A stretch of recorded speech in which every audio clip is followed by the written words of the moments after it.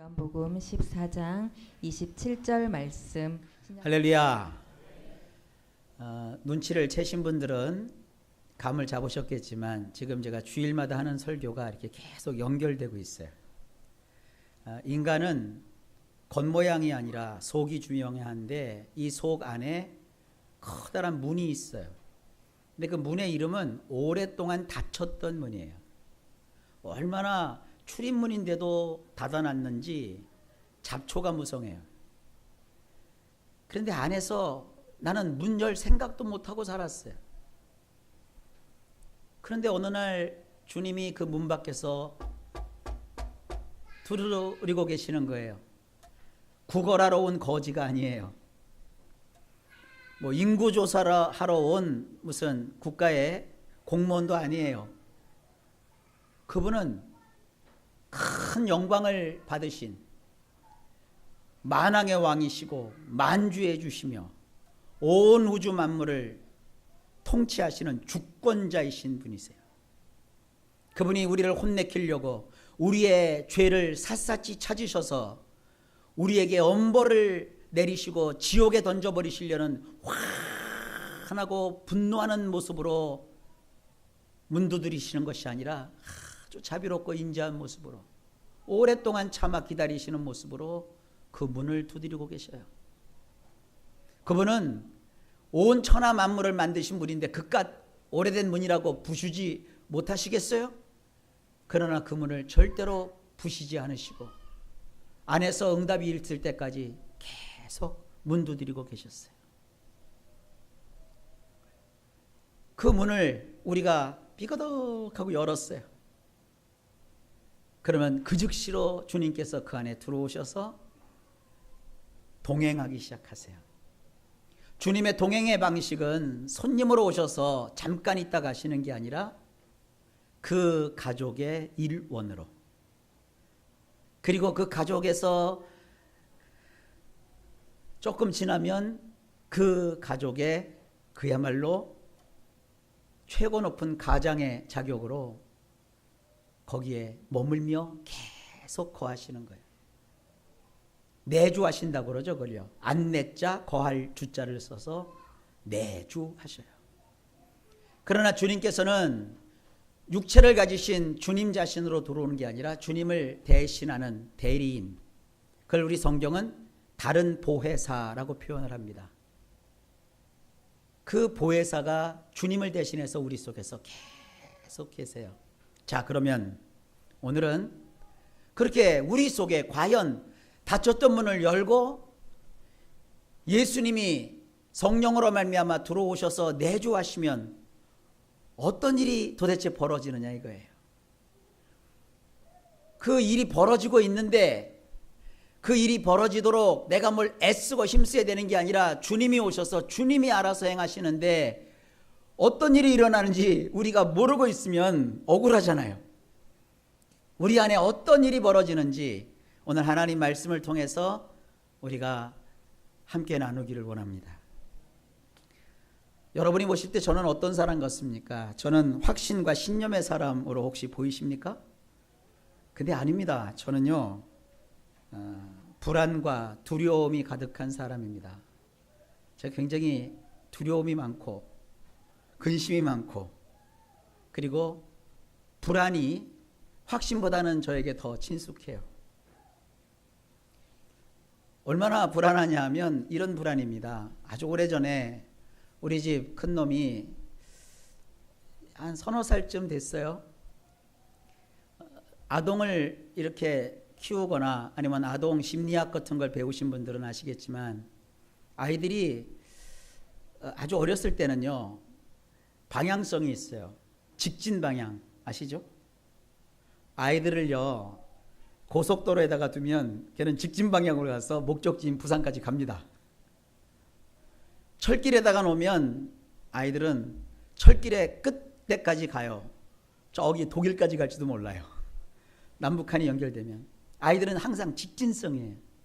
근데 대신방을 치르고 있었는데 지금이야 대신방 해도 뭐 목사님하고 일부 권사님 혹은 장로님 이렇게 몇 분 오고만 같이 가지만 옛날에는 기억하시겠지만 보통 대신방 하면 진짜 20명씩 막 한 가정에 몰려가서 안방, 건너방, 마루 다 차지하고 예배를 드렸어요.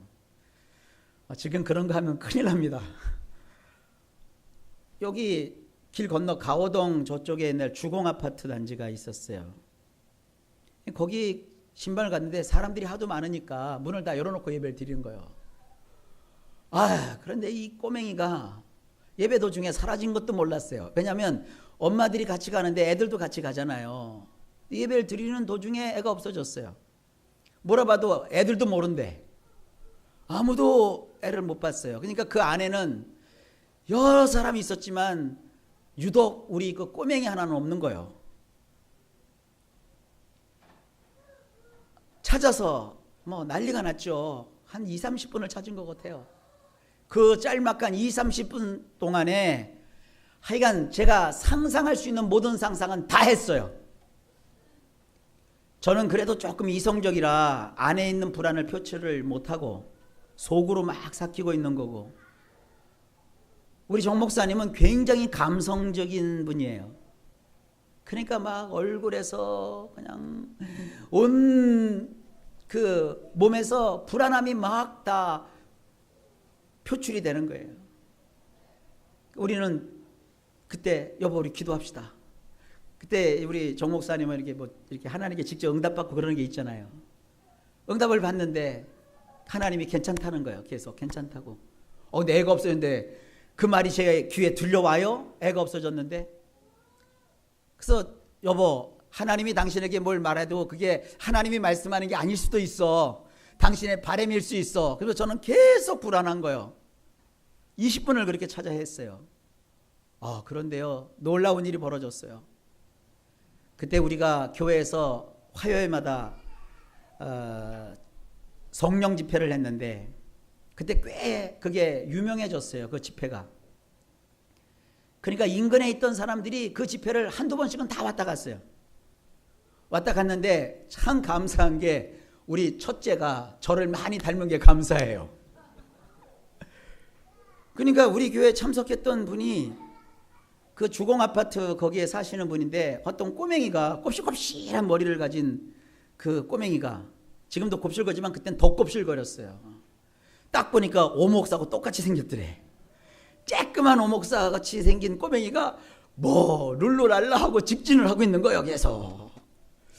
딱 생각이 들더래요. 꼬맹이가 아무도 없는데 혼자 저렇게 직진을 향해서 직진 행보를 하고 있다는 것은 뭔가 문제가 있다. 그래서 가가지고 이분이 지혜롭게 얘기했어요.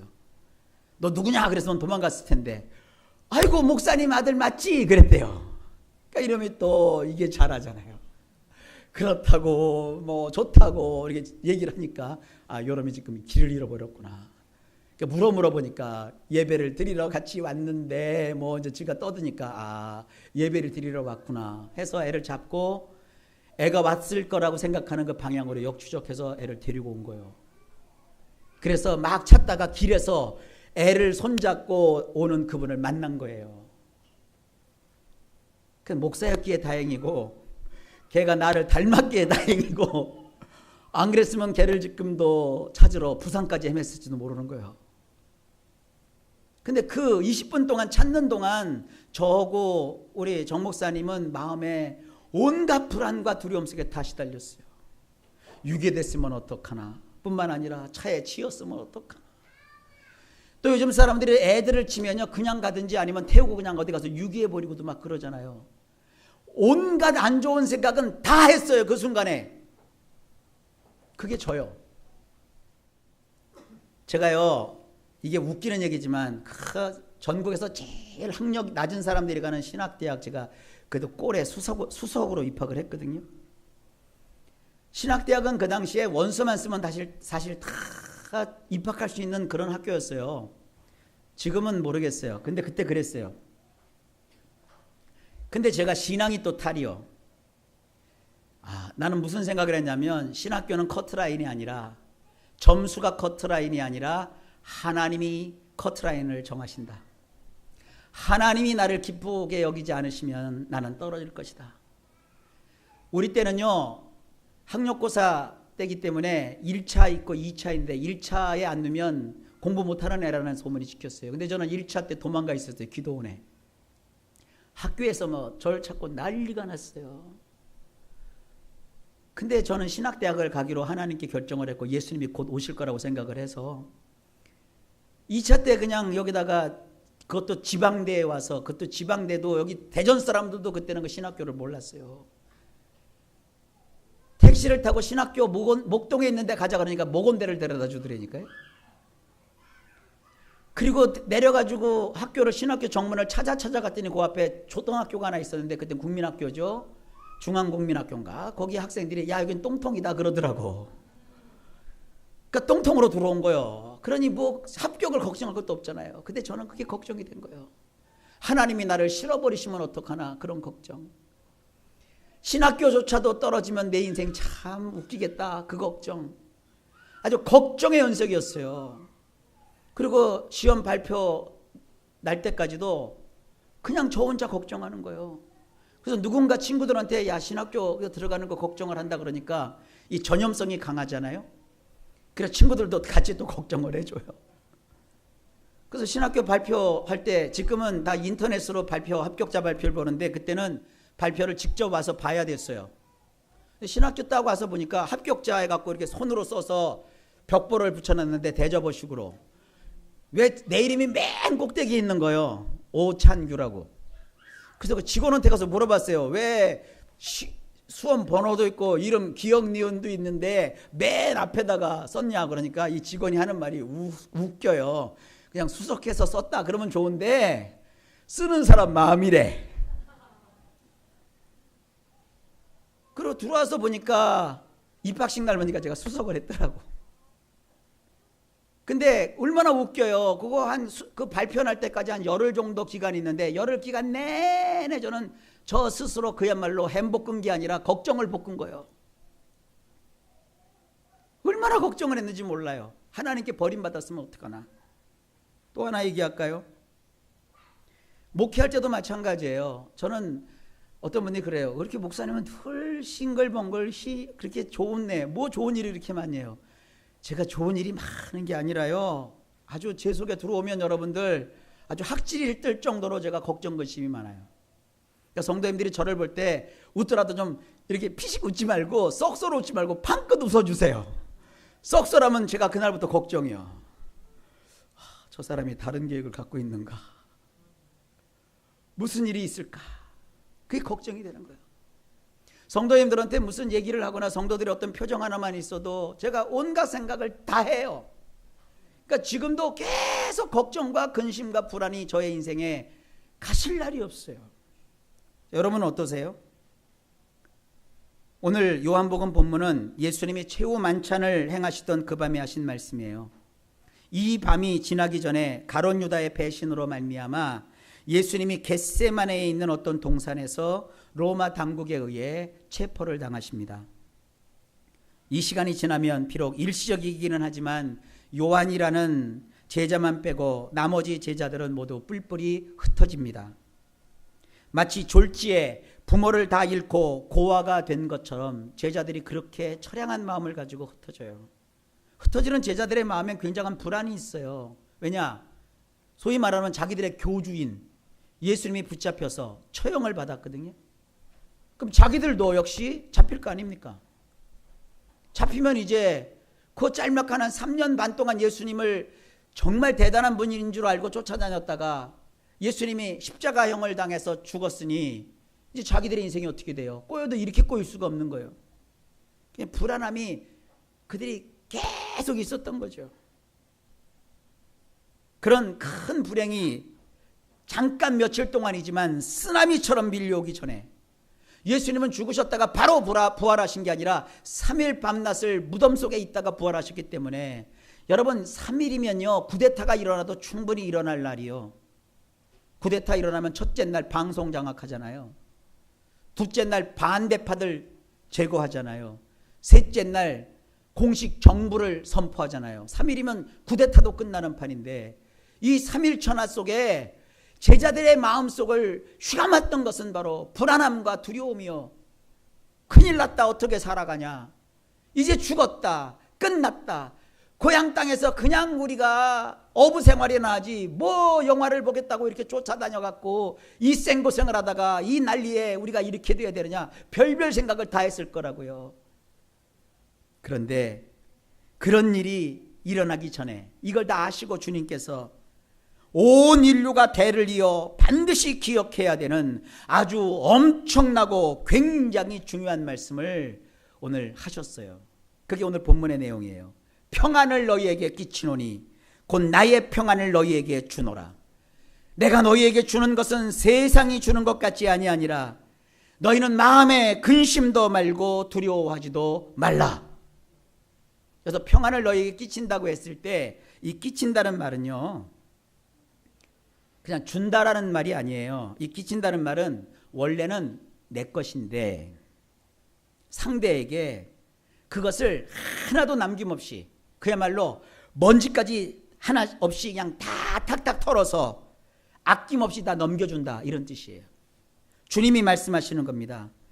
내가 이 땅에서 30년 넘게 있으면서 인간의 인생을 경험하는 동안 내 안에 강력하게 작용하고 있던 그 평안을 나는 이제 너희에게 하나도 빼놓지 않고 그대로 떠서 넘겨주고 갈 거다. 그러니까 이 세상에서 얻을 수 있는 그런 평화가 아니야. 내가 주는 이 평안은 세상 것이 아니야. 이 평안을 내가 너희에게 하나도 남김없이 탁탁 털어서 너희에게 남기고 갈 거야. 그러니까 이 평안을 너희가 가져서 마음에 근심도 말고 이제 두려워하지도 마라, 이런 뜻이에요. 세상은 평화를 원하죠. 우리 한반도도 지금 평화를 원하죠. 한반도에 임하는 이 평화는 물론 하나님이 주시는 거지만 이것은 인간들이 가져야 되고 인간들이 노력해서 얻어야 될 평화요. 인간끼리 협상해야 되잖아요. 그래서 종전을 선언해야 되죠. 그리고 서로 남북한이 상호 불가침하겠다는 조약다운 국제협약을 맺어서 평화협정을 맺어야 되겠죠. 주님이 우리에게 주시는 것은 인간이 만들 수 있는 그런 평화가 아니에요. 그렇게 인간끼리 서로 협력해서 얻고자 하는 전쟁을 하지 않겠다는 평화가 아니라 하나님만이 주실 수 있는 평화를 주님이 우리에게 주시겠다는 거예요. 그러니까 공부를 많이 했으니까 나 시험 잘 볼 거야. 여기 공부 잘하는 친구들도 있죠. 정말 수재가 우리 교회에 몇 명 있는 것에 제가 감사해요. 어때, 그 사람들은 시험 때마다 이렇게 평화로운가요?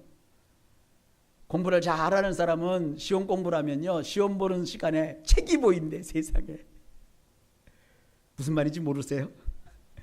시험을 볼 때 우리는 그 외운 것도 생각이 안 나는데 공부를 많이 한 사람은 책이 보인대, 세상에. 오픈북 테스트요.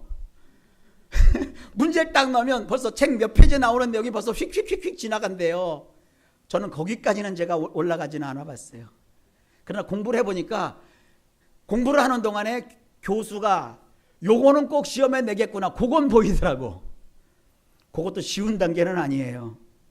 근데 한 단계 더 넘어서 똑똑한 사람은 그게 다 보인대. 근데 그 사람들은 시험 때 안 불안할까요? 우리나라에서 그러면 둘째가라면 서로 하는 분들이 몇 명 있어요. 근데 알려진 분들 가운데 정근모 박사님이 있죠. 장관도 지내셨고 또 우리나라의 그 원자력 도입하신 분이죠. 그분은 그야말로 수재 중에 수재고 수재의 길만 걸어오셨어요. 근데 그분한테 사람들이 그런데 어떻게 그렇게 공부를 잘하시냐고, 당신은 공부의 신이 아니냐고. 아니래요. 자기는 사람들이 그렇게 오해를 하는데 절대 그렇지 않대요. 자기도 시험 때만 되면 불안하대요. 어디에서 뭐가 나올 줄 모른대요. 그래서 가끔 자기도 찍었대요. 근데 놀라운 건 하나님이 그때부터 은혜를 주셔서 찍어서 공부한 건데 찍어서 공부한 것만 시험에 나오게 해주셨대요. 그것도 은혜죠. 그러나 공부를 잘하는 사람도 결과가 나올 때까지는 이럴지 저럴지 어느 것이 어떻게 될지 모르기 때문에 불안하긴 매한가지예요. 이 불안의 문제는 굉장히 우리에게 생활 밀접형으로 다가오는 겁니다. 세상은 여기저기에서 평화를 말하지만 우리 주님이 주시는 이 평안 혹은 평화, 똑같은 말이거든요. 이것은 다릅니다. 세상이 말하는 평화는 어떤 종류의 평화인가요? 사전을 찾아보세요. 평온하고 화목한 상태를 세상은 평화라고 얘기해요. 싸움이나 전쟁, 다툼이나 분쟁, 서로 간에 갈등이 없이 평온한 것을 뜻해요. 그래서 부부 간에 부부싸움만 안 해도 그것을 평화라고 생각을 하고, 부모와 자식 간에 서로 반목질심만 없어도 그걸 평화한 상태로 여러분 생각하는데, 예수님이 우리에게 주고 떠나신다는 그 평화는 그런 종류의 평화가 아니에요. 그럼 어떤 것이냐? 구약에서는 그러한 평화를 샬롬이라고 하고요, 신약에서는 그것을 에이레네라고 합니다. 에이레네. 예수님이 우리에게 주신다는 그 평화는 뭐냐? 하나님과 화목하는 것에 강조점을 둔 평화예요. 예수님이 우리에게 주시는 평화는 죄로 말미암아 하나님과 관계가 끊어진 상태에서 하나님과 원수되었던 신분이 이제 하나님의 자녀가 되는 신분의 변화가 된 데서 비롯돼요. 그러니까 전에는 내가 하나님과 원수된 자였는데 이제는 예수님의 피로 말미암아 하나님의 자녀가 된 그런 자가 되었다. 거기서부터 주님이 주시는 평화가 시작되는 거예요. 쉽게 말해서 옛사람은 죽고 새사람으로 거듭난 사람만이 가질 수 있는 평화입니다. 여기 있는 모든 분들이 그 평화를 맛보아할 수 있도록 우리 하나님께서 복 주시는 겁니다. 그냥 교회 다닌다고 해서 이 평화가 생기지 않습니다. 교회가 자꾸 인위적으로 평화를 만들려고 해요. 가장 대표적인 것이 천주교의 평화예요. 분위기를 평화스럽게 만들죠. 뭔가 성당에 들어가면 뭔가 있을 것 같잖아요. 뭔가 마음이 확 놓이잖아요. 그게 주님이 주시는 평화가 아니에요. 나는 그 성당에서 느끼는 평온한 분위기를 어디서도 느끼냐면 절간에 가서도 느껴요. 산속에 있는 절간 얼마나 좋아요. 풍경 소리 들리고. 이 무더운 여름날에도 자연 친화적으로 건축을 했기 때문에 건물 안에 들어가면 시원함이 느껴지고, 그리고 산사에서 그 생활하는 그 중들은 얼마나 또 사람들이 느림의 철학을 실천해요. 근데 그게 주님이 원하시는 평화가 아니에요. 여러분 가정을 산사처럼 꾸미고 성당처럼 거룩하게 꾸민다고 해서 거기에 주님이 주시는 평화가 임하는 게 아니에요. 주님이 주시는 평화는 먼저 복음을 듣고 깨달아서 개인적으로 예수 그리스도를 나의 구주와 주님으로 오래 닫혔던 문을 열고 영접했을 때 성령께서 그 안에 들어오셔서 거하심으로부터 시작되는 평화예요. 그러니까 아직 예수 그리스도를 마음에 영접하지 않았거나 영접했어도 성령을 의지하지 않으면 여러분이 느끼는 그 평안함은 그 평화가 아닙니다. 아마 돈이 주는 안도감일 거예요. 분위기에서 느끼는 여러분의 감성일 거예요. 주님이 주시는 이 평화는 그런 게 아닙니다. 감옥에 갇혀도 이 평안을 빼앗아갈 자가 없어요. 예수 믿는다는 이유로 누가 와서 나를 3박 4일 무진장 패서 만신청이가 돼서 뼈가 다 쓰러지고 부셔져도 이 평안은 사라지지가 않아요. 빚에 쪼들려서 아침부터 저녁까지 빚쟁이들에게 시달리고 돈 때문에 고통당하고 그 돈을 메꾸려고 가장 아둥바둥해서 한 푼 두 푼 모아서 갚아도 이 빚이 끝날 길이 없고 이자가 더 불어나네. 그래도 주님 주신 이 평화는 사라지지가 않아요. 그 평화가 참 놀라운 겁니다.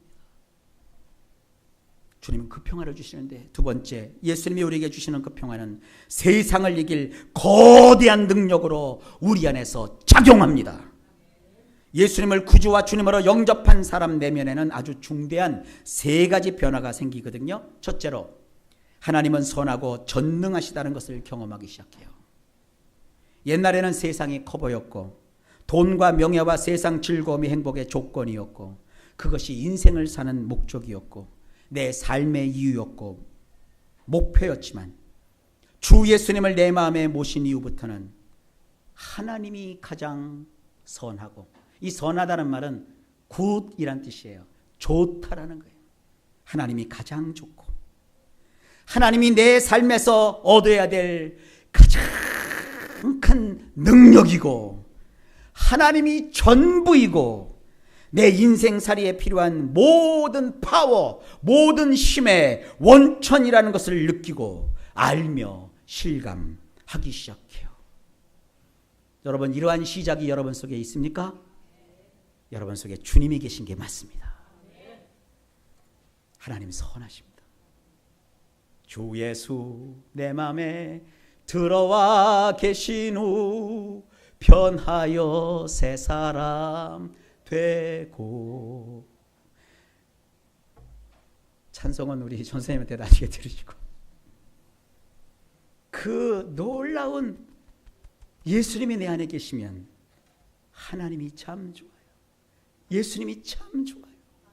세상 그 무엇도 바꿀 수 없는 이 하나님, 그 하나님을 경외하게 되고 그 하나님께 영광을 돌려요. 그깟 찌질한 수학 공식 몇 개가 나의 인생관을 바꾸지 않아요. 그가 뭐 되먹지도 않은 어떠한 인간의 이론이 하나님을 사랑하는 내 마음을 앗아가지를 못해요. 세상 환난과 근심과 걱정이, 아니면 거센 성난 파도처럼 몰려오는 빚에 대한 압박이 좋으신 하나님에 대한 나의 믿음을 빼앗아가지 못해요. 그저 예수 안에 있으면 행복해요. 즐거워요. 노도광풍이 불어서 만신창이가 되어서도 주님 존전에 나와서 아시지요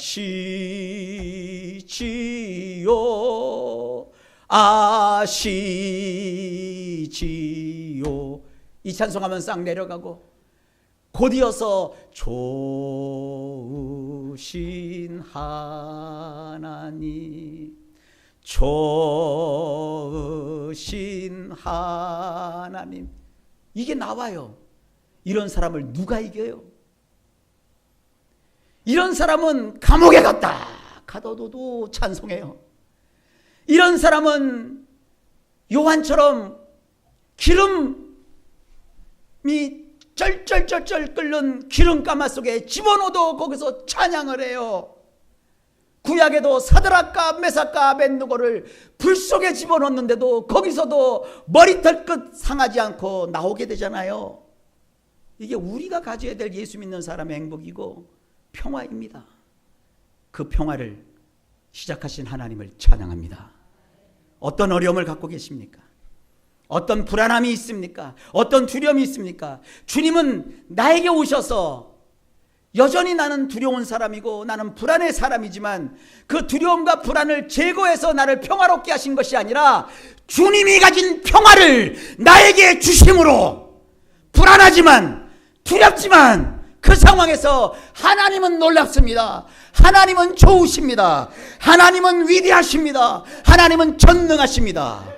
지금까지 살게 하셨어요. 그걸 말씀드리고 싶은 거예요. 세상 정신과 의사는 불안을 없애려고 그래요. 두려움을 제거하려고 그래요. 마치 외과 의사가 배를 갈라서 그 암덩어리를 떼어내듯이 우리의 정신 속에서 불안한 것을 자꾸 분석해서 떼어내려고 해요. 핀셋으로 뽑아내려고 해요. 이것을 하려면 전전두엽을 망가뜨려야 되니까 전전두엽에서 불안을 느끼는 요소를 자꾸 어떻게 해요? 억제하려고 약을 써요. 그걸 계속 못하도록 마비를 시켜요. 자, 그래서 그 불안증이 없어졌어요. 근데 뭐가 와요? 잠이 와요. 그 괴로움을 잊어버린 거예요. 근데 자꾸 다른 행동이 나와요. 어떡할 거예요? 저는 지금 약을 먹지 말자라는 거 아닙니다. 정신과 질환은 약을 시작했으면 약을 의사가 끊으라고 할 때까지 계속 드셔야 돼요. 그러나 주님은 불안하면 불안한 대로 그냥 두셔요. 그건 네 인생이요. 두려우면 두려운 대로 그냥 두세요. 근데 그 안에 평화를 주세요. 그래서 그럼에도 하나님을 찬양하게 하세요. 그래서 온몸이 전신장애를 입었어도 주님을 마음에 영접해서 주님을 모신 사람은요, 남이 갖지 못하는 평화가 있기 때문에 노래해요. 여러분 참 사랑하잖아요. 동명인 시인의 그 노래를. 나 가진 것 없어도. 그 사람 정말 가진 것 없어요. 저는 송명희 씨를 직접 봤어요. 얘와 대화도 해봤어요. 정말 불쌍한 육체를 가졌어요. 뇌성마비 환자이기 때문에 그 특유의 어려움을 가지고 있어요. 어떤 분들은 그 뇌성마비 환자가 외모가 항상 웃는 얼굴이잖아요. 근데 그 예쁜 웃는 얼굴이 사실 아니에요. 자기 몸에 그 근육이 그렇게 돼서 웃는 얼굴을 만들어요. 그래서 어떤 분들은 뇌성마비 환자를 항상 웃는 환자 이렇게 표현하기도 해요. 근데 아무것도 이 세상 것이 정말 가진 것이 아무것도 없는 그런 연약한 자매인데 그 자매 속에는 예수님이 계세요. 나는 돈도 부럽지 않아요. 명예도 부럽지 않아요. 왜? 예수님이 내 안에 계시니까. 예수님이 나와 함께 하시니까. 여러분, 그런 평화, 우리 주님이 주시는 평화예요. 둘째, 어떤 변화가 우리 속에 있느냐? 하나님이 예수님을 보낸 것은, 그래서 날 위해 죽게 하신 것은 세상에서 나에게 둘도 없이 중요한 일이라는 것을 확실하게 알게 돼요. 그런 변화가 있어요. 우리 그리스도인의 삶의 출발점은 바로 여기에요. 하나님이 세상을 이처럼 사랑하사 독생자를 주셨으니. 하나님이 독생자를 주신 것은 바로 나를 이처럼 사랑하셨기 때문입니다. 하나님이 나에게 너 예수 안 믿으면 지옥 간다 라고 협박하지 않으셨어요. 지옥에 떨어져 불심판을 받을 수밖에 없는 나에게 저 지옥 가서 고생하고 고통당하는 것을 내가 참아 볼 수 없다. 그래서 너를 대신하여 내 아들을 보내 죽게 하겠다. 그리고 그가 실제로 죽었다. 이제 그러니 너는 죽을 일이 없다. 너는 살아야 한다. 그것도 아주 잘 살아야 한다. 주님이 계속 얘기하세요. 내가 이제 죽을 일이 없어. 죽지 마! 네가 죽을 게 아니야. 이제 너는 살아야 해. 그것도 아주 잘 살아야 해. 할렐루야. 이게 우리 속에 있는 하나님의 뜻이에요. 마귀는 자꾸 죽어. 죽으면 편안해. 죽어. 이건 마귀 새끼요. 근데 주님은 우리 속에 오셔서 살아. 이제 내가 죽었잖아. 너 대신에 내가 죽었어. 너 대신에 내 아들이 죽었어. 너 대신에 나의 아들 예수 그리스도가 죽었어. 그러니 이제는 너는 살아야 돼. 그것도 아주 잘 살아야 돼. 내가 도와줄게. 내가 함께 할게. 이게 주님이 우리 속에서 행하시는 거예요. 신앙은 이런 사실을 깨닫는 데서 출발하는 거예요. 셋째, 내 안에 계신 성령님의 존재를 인식하기 시작해요. 기독교의 신앙생활은요, 내 힘과 의지와 노력으로 되는 거 아닙니다. 예수님을 구주와 주님으로 영접하였다는 것은 내 마음의 문을 열었다는 뜻이고, 내가 마음의 문을 열면 그 즉시로 예수님을 대신하여 성령님이라는 하나님의 영이 내 마음속으로 순식간에 들어오셨다는 뜻이에요. 생각하세요. 내 안에 하나님이 계세요. 이 거룩한 사실 잊지 않으셨죠? 내 안에 하나님이 계셔요. 한번 이렇게 합시다. 내 안에 하나님이 계시다니. 옆 사람한테 물어봐요. 너는 알았니? 내 안에 하나님이 계세요. 하나님을 모신 사람이에요. 하나님이 계신데 귀신이 어디 와서 찝쩍거려. 나는 마귀가 역사한다는 말을 제일 싫어요. 왜 마귀가 역사해? 그놈이 뭔데 역사를 해요? 사전을 찾아보세요. 역사는요, 나라가 국민을 위해서 엄청나게 큰 일을 하는 게 그게 역사예요. 우리나라 대통령께서 온 세상을 다니면서 국가와 민족을 위해서 뭔가를 한다. 그게 역사예요. 우리나라의 산부 요인들이 각자의 처지에서 이 나라 법을 바꾸고 이 나라의 정의를 실현하기 위해서 애쓰는 거, 그게 역사예요.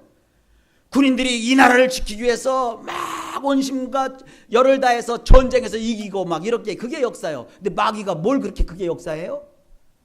마귀가 하는 짓은 뭐예요? 찝쩍거리고 괴롭히고 귀찮게 하고. 여기 차량을 많이 운전하고 계시는데 차 속에 파리 한 마리 들으면 어때요? 저는 옛날에 제가 불안과 두려움의 사람이잖아요. 파리 한 마리 들어오는 바람에 감정을 추스리지 못해서 앞유리책에 파리가 안 졌더라고. 나는 그렇게 앞유리가 약한 줄 몰랐어. 우리 교회 옛날에 베스타 몰고 다닐 때 깼잖아요. 제가 탁 쳤는데 내 손짐이 그렇게 센 사람 아닌데 이게 뭐가 주파수가 맞았나 봐. 쫙 하더니 유리창은 깨지고 파리는 랄라라. 야, 그게 마귀야. 그래서 저는 항상 차 속에 칙칙 살충제를 구비하고 다닙니다. 여러분, 마귀는 역사하는 게 아니에요. 하나님이 역사하시는 거예요. 내 안에 성령께서 계세요. 그래, 마귀가 우리에게 뭘 어떻게 할 수가 없어요. 하나님이 계신 나를 세상이 어떻게 할 수가 없어요. 히브리서를 읽어보세요. 히브리서 12장 마지막에 보면 믿음을 가진 사람은 세상이 감당치 못한대요. 12장이 아니라 11장 마지막에 보면 믿음을 가지고 사는 사람은 세상이 감당할 수가 없대요. 부귀영화를 줬는데 거기서도 교만하지 않고, 큰 환난과 핍박을 줬는데 거기서도 굴하지 않으니 이걸 어떻게 이겨요? 여러분, 그런 사람이라니까요. 뭐가 여러분을 괴롭히고 있습니까? 그것이 여러분들을 무너뜨릴 것 같습니까? 여러분이면 무너져요. 두려움과 불안의 사람인 저는 이미 무너졌어야 돼요. 그런데 내 안에 계신 예수님이 하나님과 주시는 평화를 주시니까 그때그때마다 이길 힘을 주시고 피할 길을 내시고 감당할 수 있도록 하시고 위로자를 붙여주시고 지금껏 인도해 주시는 거예요. 저에게도 그렇게 역사하시는 하나님이 여러분에게 역사 안 하시겠어요? 걱정하지 마세요. 두려워하지 마세요. 저절로 나오죠, 그 얘기가. 이 사실을 깨닫든 깨닫지 않든 그것은 중요하지 않아요. 성령님이라는 보이지 않는 하나님의 영이 내 안에 오셔서 나와 함께 동행하며 살기 시작했기 때문에, 성령의 내주 혹은 예수님이 내 안에 들어와서 나를 의롭다고 여겨주신 칭의의 사건이 이미 일어났기 때문에, 처음에는 이것을 내가 못 느끼고 깨닫지 못하지만 서서히 성령님은 살아있는 생명이시기 때문에 서서히 내 안에서 그분이 계시다는 신호를 나에게 보내기 시작하십니다. 이런 걸 깨달아요. 이런 세 가지 변화가 내 안에서 생기면 뭐가 달라지는 것인가? 뭐가 어떻다는 말인가? 오늘 주님이 직접 대고 얘기하시잖아요. 우리를 수시로 괴롭히는 근심과 두려움의 문제가 조절 가능해진다고 말씀하세요. 주님이 말씀하셨죠? 평안을 너에게 끼치노니 곧 나의 평안을 너희에게 주노라. 내가 너희에게 주는 것은 세상이 주는 것 같이 아니하니라. 너희는 마음에 근심도 말고 두려워하지도 말라. 이 말씀을 다시 쓰면 이렇습니다. 내가 내 안에 성령님을 들여보내겠다. 그 성령님이 내 안에서 내게 그 무엇보다 평안, 평화, 샬롬, 에이레네를 줄 것이다. 영어로는 peace. 성령이 아니면 세상의 그 어떤 것도, 그 어떤 사람도, 어떤 일도 내게 그런 평안을 줄 수 없다. 그런 평안이 내 안에 있으니 이제 너는 마음에 근심도 말고 두려워하지도 말라. 여러분, 돈을 많이 벌면 평안해질 것 같아요? 돈이 주는 평안은 짧아요. 그래서 로또를 1등 당첨을 해도 불행해지는 이유가 바로 그거예요. 그 남자와 그 여자와 결혼하면 행복해질 것 같아요? 근데 왜 결혼하면 그렇게 파경을 맞아요? 그것도 아니에요. 좋은 학교를 가면 뜻이 이루어질 것 같아요. 근데 이상하죠? 명문대 학생일수록 정신과 치료를 더 많이 받아요. 여러분, 뭐예요? 어떤 분이 그러더라고요. 서울대 간 사람이 정신과를 다니면서 우울증 치료를 받으니까 거꾸로 생각한 거야. 아, 공부 잘하는 사람들은 다 우울증 걸리는구나. 거기까지는 그래도 봐줄만 해요. 그러니까 나는 우울증이 걸리면 공부를 잘하겠구나. 이렇게 거꾸로 생각하는 바보들이 있어요. 그렇게 하지 말아요. 인생에 찾아오는 질병을 우리가 막을 수는 없어요. 질병이 찾아왔어도 그게 내 인생 지는 거 아니에요. 거기서 어떻게 하면 돼요? 주님 주신 평화롭게 살면 돼요. 그럼 어느 단계에 가면 나같이 어려움을 겪고 있는 사람 손잡을 수 있잖아요. 나같이 고단한 사람 누가 와서 옆에 있어줄 수 있잖아요. 이게 고난을 경험해보지 않은 사람은 남이 고난당할 때 옆에서 훈수도, 하여간 바둑하고 장기할 때 옆에 훈수든 놈이 제일 미워. 훈수되기 좋아하는 분들은요, 취미를 바꾸세요. 프로야구 팬이 되든지, 요즘 축구가 또 인기돼요.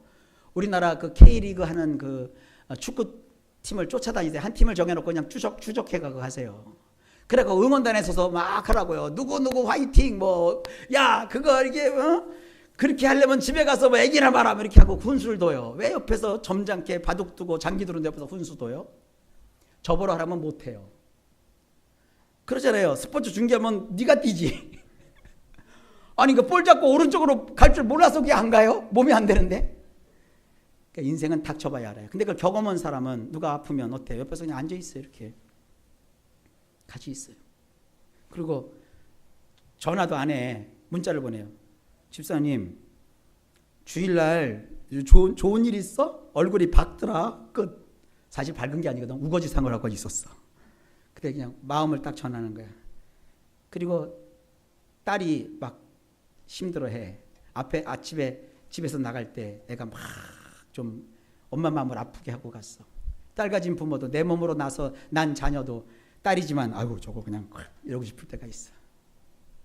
근데 엄마가 느낄 때 딸이 마음속에 뭔가 아픔이 있어. 나도 그때를 경험해 봤어. 나는 왜 그때 엄마한테 그때도 막 화를 부렸나. 내가 그대로 업보구나. 내가 낳은 딸도 나한테 그 똑같이 하네. 문자라도 보내는 거야. 근데 딸이 또 내 문자를 또 씹어. 그러니까 그냥 씹든 말든 하여간 언젠가 보겠지 해서 딱 갖고 딸 그래도 난 네가 좋다 알지? 끝. 그러면 그런 엄마를 둔 딸하고요, 그런 엄마조차 없는 딸하고요, 인생이 달라요. 무슨 뜻인지 이해하실 수 있으시잖아요, 여러분. 우리 예수님은요, 우리에게 가까이 계세요. 환경과 상관없이 내 안에 계셔요. 예수님을 믿는 우리에게 근심과 두려움은 우리가 어떻게 할 수 없는 불가능의 영역이 이제 아니에요. 근심과 두려움은 이제 우리에게 지배와 허용의 문제예요. 무슨 뜻이냐? 여러 종류의 근심이 있죠. 자식, 미래, 돈, 사업, 직업, 학교, 인간관계 이런 등등 근심이 많죠. 또 두려움이 우리에게 본능처럼 무엇에든지 작용하죠. 차를 타도 두렵죠. 비행기를 타도 두렵죠. 이 비행기 타는 사람들의 두려움은요 굉장히 커요. 비행기 추락할까 봐 두려워하기 시작하면 끝이 없어요. 그래서 비행기 못 타는 사람도 있고요, 실제로 졸도하는 사람도 있고요, 비행기 떨어질까 봐 지레 겁먹고 심장마비로 죽는 사람도 있어요. 무서운 거예요. 사실 비행기 안 타본 사람들은 지금 웃을 거예요. 무서워요. 다 두려워요. 근데 걱정하지 마세요. 비행기가 막 이제 비행기 날아가다 막 출렁출렁거리잖아요. 날개가 부러질 것 같죠. 근데 비행기가 이렇게 떴다가 착륙할 때 제일 충격받은 순간이 언제면 이 착륙할 때 충격받잖아요. 비행기 착륙할 때 창가에서 보세요. 날개가 떠는 정도가 아니요, 아주 자라를 해. 그냥 다다다다다다다다다 이래요. 그래도 안 부러져. 그러니까 공중에서 날다가 날개가 휘청거리면 여러분들이 후 그래도 안 부러져요. 그러니까 걱정하지 말아요. 근데도 걱정이 되는 걸 어떻게? 저는 비행기 탈 때마다 걱정돼요. 다시는 비행기 안 탄다. 그래서 그때 태국 갈 때 배 타고 태국 가기를 검색을 했어. 그랬더니 뭐 청도까지 배를 타고 간다. 청도에서 있는지 없는지 모르지만 무역선을 빌려서 탄다. 그래서 어디를 가갖고 뭐 골든 트라이앵글로 들어간다. 근데 단 생명은 보장하지 못한다. 납치의 위험도 있다. 그러나 그걸 감수해야 된다. 그래서 태국까지 도착하는데 열흘을 잡아요. 근데 비용은 비행기 타는 것보다 2배가 더 들어. 아휴, 그래도 죽고 이래도 죽고 하니까 비행기 타자. 또 비행기 타잖아요. 그러면 다시는 비행기 안 탄다. 그리고 왔잖아요. 또 한번 가야지. 이래요. 난 두려움과 불안의 사람이요. 근데 그때마다 주님이 나와 함께 하시고 그 평안을 주세요. 이 코드를 여러분들이 아주 그냥 인해 박혔으면 좋겠어요. 길을 가도 걱정이고, 뉴스를 봐도 두려움뿐이고, 시험을 볼 때도 두렵고, 불길한 일이, 불행한 일이, 재수 없는 일이, 안 좋은 일이 나에게 생기면 어쩌지? 두려움을 다른 말로 불안이라고 하지요. 뒤숭숭한 꿈만 꿔도 불안해져요. 우울증, 조증, 우울증이 교차하는 양극성 장애, 심지어 조현병이 있을 경우 두려움과 불안은 생명을 위협할 정도로 사람을 극한 상황으로 치닫게 만듭니다. 그런데 근심과 두려움은 예수님을 영접하여 성령님이 그 안에 들어와 사시면서 평안을 주기 시작하면 이제 통제 가능한 영역이 돼요. 그래서 이제부터 우리는 근심과 두려움이 나를 지배하지 못하도록 해야 돼요. 그건 내가 해야 될 일이에요. 그래서 주님이 그러시는 거예요. 근심하지 말라, 두려워하지 말라 그러셨지, 근심도 빼줄게, 두려움도 너에게 딜레이트, 삭제시켜줄게 그러신 게 아니에요. 예수님이 오셔서 나에게 평안을 주면 우리가 이제 힘써서 근심하지 말고 두려워하지 않도록 우리가 힘쓰고 애써야 돼요. 내 힘으로 하는 거 아니에요. 주님이 나에게 먼지 하나 남기지 않고 탈탈 털어서 남겨주신 그 평안으로 조절하는 것이에요. 근심과 두려움을 조절하는 능력을 성령님이 우리에게 주셨다는 것, 그것이 팩트예요. 이제 우리가 할 일은 그 사실을 인정하고 성경에 있는 약속대로 하나님은 그 어떤 경우에도 나와 동행하신다라는 것을 굳게 믿는 거예요. 걱정 근심으로 우수사료에 빠져 불안이 민물처럼 밀려오는 순간 그것이 나를 점령하거나 지배하거나 그 감정과 기분과 흐름에 빠져 허우적거리지 못하도록 단호하게 우리 안에서 믿음으로 그것을 맞서 나는 너를 대적한다고 선포할 줄 알아야 돼요. 하나님은 나와 동행하시겠다고 약속하셨어요. 내가 염려하며 근심하며 걱정하는 일이 생길지라도 하나님은 그때도 나와 함께 하신대요. 내가 걱정하고 근심하면 하나님이 에이 재수없어 하고 떠나가는 게 아니라 걱정하고 근심하는 순간에도 나와 손잡고 동행하신대요. 오늘 이거를 설명하려고 별 얘기를 다 한 거예요. 성경이 말합니다. 사람이 감당할 시험 밖에는 너희에게 당한 것이 없나니 오직 하나님은 미쁘사 너희가 감당치 못할 시험 당함을 허락지 아니하시고 시험 당할 즈음에 또한 피할 길을 내사 너희로 능히 감당하게 하시느니라. 불안과 초조가 오면 거기에 치지 말고 조절과 통제가 가능하다고 그랬죠. 거기에 지배당하지 마세요. 내가 오히려 찾아오는 그 불안함을 조절할 수 있어요. 어떻게 조절하느냐? 주님 주신 평안한 이 말씀을 가지고 시험이 왔으나 감당치 못할 시험 당함을 하나님이 허락하지 않으시오. 이거 이길 수 있어. 할렐루야. 돼. 괜찮아. 그리고 예수 믿는 사람은 이 시험에 쳐서 죽으면 천국 가면 되지 뭐. 아셨죠? 그거예요. 학교 다닐 때 공부 잘하는 사람은 꼴찌하면 죽을 것 같죠. 근데 졸업하고 나오니까 꼴찌한 사람들이 사업을 더 잘해. 아시겠습니까? 이 세상은 여러 각도가 있어요. 여러 방이 있어요. 여러 사람이 있고 여러 종류가 있어요. 어떤 사람은 죽음을 일찍 경험하고 죽음을 나중에 경험해요. 자, 보세요. 어떤 사람이 있는데 결혼을 이제 전제로 사귀기 시작했어요. 이제 둘이 사귀었다가 양가 부모가 이제 인사를 해야 되는데 이 한쪽 부모가 없네. 근데 이쪽에서 안 거야. 부모가 없이 고아로 컸다 이거야. 고아라는 거야. 그러니까 이쪽 부모가 그것 때문에 야, 그 애도 좋고 다 괜찮은데 부모가 없이 고아잖냐. 그래서 안 된다는 거예요. 그래서 고민을 해요. 제가 얘기를 해줬어요. 어차피 세월 지나면 다 고아 된다고. 우리 교회도 지금 고아들 많아. 손 들어봐. 고아 있다고요. 어제도 그저께도 제 친구 제천에서 난 제천이 그렇게 먼지인지 몰랐어요. 세상에 제천에서 대전 갖고 차를 타고 오는데 2시간이 걸리는데 그 밤중에 우리나라가 진짜 땅굴을 그렇게 잘 파요. 계속 동굴이요. 계속 동굴. 내비가 동굴입니다. 터널입니다. 터널입니다. 또 꺼버렸어. 하여간 대전 올 때까지 계속 터널이요. 터널.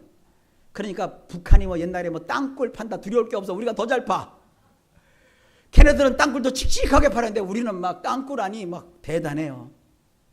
근데 그 친구도 오래전에 아버님이 가셨는데 이번에 어머님이 또 가셨어. 그 친구들끼리 가서 뭐라고 하냐면 너 고아된 거 축하한다. 그 보니까 친구들이 고아가 꽤 많아요. 나는 하나님 고아되기 싫어요. 그냥 계속 이대로 살게 해주세요. 기도하고 왔어요. 우리 부모님들 오래 사시길 바래요. 그러면 이렇게 나이 먹어서 고아가 되면 괜찮고 어린 시절 고아가 되면 불쌍하고 안 되는 거예요? 아니에요. 죽음은 언제 찾아올지 몰라요. 한 번 다 죽는 거예요. 어떤 분은 자식을 먼저 보내는 경우도 있어요. 그건 아픈 거예요. 슬픈 거예요. 그러나 그것이 불행한 건 아니에요. 가면 다 만나는데 뭐 천국 가면. 그러니까 살아있을 때 예수 믿게 하시고 예수 믿는 거 그렇게 거창하잖아요. 한순간이라도 예수님은 나의 구주요 주님이라고 고백한 기억이 있고 사실이 있으면 그건 천국은 가요. 그러니까 어쨌든 여러분 주변에 사랑하는 분들 다 예수 믿게 합시다. 손잡고 끌고 와요. 한 번만 나가자. 한 번만 예수 영접하자. 그리고 나보선 네가 마음대로 살아. 그렇게 버려요. 근데 오늘 제가 말씀드렸어요. 일단 문을 열면 누가 들어와요? 성령님이 들어와서. 이제 누가 시작하세요? 성령님이 시작하세요. 그래서 말 안 듣기 시작하면 하나님이 손대기 시작한다니까. 그러니까 여러분이 남편 바꾸려고 하지 말고, 아내 바꾸려고 하지 말고, 자식 바꾸려고 하지 말고, 그냥 예수님만 마음 문 열고 문 열게 하세요. 주 예수 문 앞에 서서 두드리고 있으니 열지 않으면 그것이 우리의 수치로다. 그러니까 열게 하세요. 나머지는 하나님께 맡기세요. 그리고 내 안에서 계속 환경 속에서 하나님이 나에게 알려주신다고요. 감당치 못할 시험당함이 없다. 감당할 수 있다. 두 번째, 너는 그러니 마음에 근심하지 말라. 하나님을 믿으니 또 나를 믿으라. 근심과 걱정이 와서 여러분들을 막 옥죄요. 나를 막 죽일 것 같고, 답답할 것 같고, 불행해질 것 같고, 안 될 것 같을 때, 불행아, 이 근심 걱정을 나에게 주지만 나는 하나님을 믿노라. 그래서 그래서 찬송을 많이 불러야 돼요. 나 믿노라, 나 믿노라, 나 굳게 믿노라. 이거 한 10번만 해보세요. 그 믿음이 와요. 믿으라고요. 믿으세요. 믿으시라고요. 하나님이 걱정과 근심과 불안보다 크십니다. 그러니까 얼마나 웃겨요. 이미 얼마 전에 하나님 응답 다 주셨는데 그 응답이 현실이 될 때까지 나는 뭐 하고 있었던 거예요?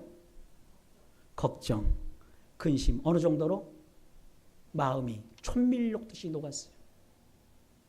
괴롭고. 그래서 여러분들 수심이 가득하고 어려운 분들 내가 이해할 수 있어요. 다는 모르지만 얼마나 사는 게 힘들어요.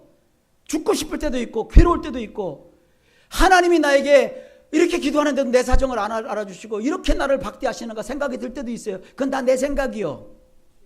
주님은 여전히 내 안에서 네 인생 네게 아니야. 내가 너와 함께하고 있어. 그러신다고요. 인간이라는 것을 알려주신 거죠. 손해나는 거 아니에요. 잃어버린 거 아니에요. 놓친 거 아니에요. 믿으세요. 근심하지 마세요. 하나님을 믿으세요. 그래서 저는 그런 말이 있을 때마다 들어와서 나 믿노라, 나 믿노라, 막 우울증에 올라가서 막 감정이 치솟고 떨어지고 막 요동칠 때 딴짓하지 말고 나 믿노라, 나 믿노라 하시라고요. 저는 제가 아는 찬송이 그거니까 나 믿노라 했지만 여러분도 믿음을 표현하는 찬송이 있을 거 아닙니까? 그 찬송이라도 부르면서 이기십시오. 이사야 43장 2절에 내가 물 가운데로 지날 때에 내가 함께 할 것이라. 강을 건널 때에 물이 너를 침몰하지 못할 것이며 내가 불 가운데로 행할 때에 타지도 아니할 것이요 불꽃이 너를 사르지도 못하리니. 할렐루야. 주님이 말씀하십니다.